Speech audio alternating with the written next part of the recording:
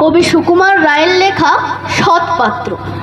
শুনতে পেলুম পোস্তাকি তোমার নাকি মেয়ের বিয়ে, গঙ্গারামকে পাত্র পেলে? জানতে চাও সে কেমন ছেলে?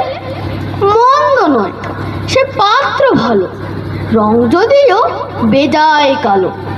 তার উপরে মুখের গঠন অনেকটা ঠিক পেঁচার মতন।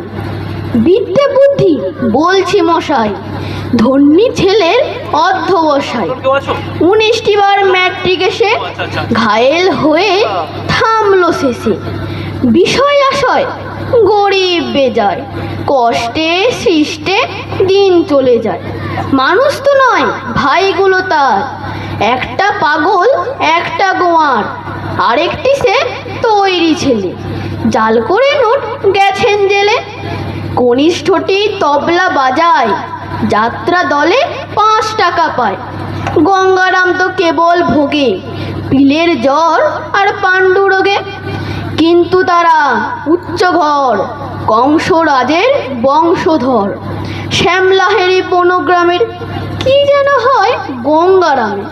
যা হোক, এবার পাত্র পেলে, এমন কি আর মন্দ ছেলে? নমস্কার।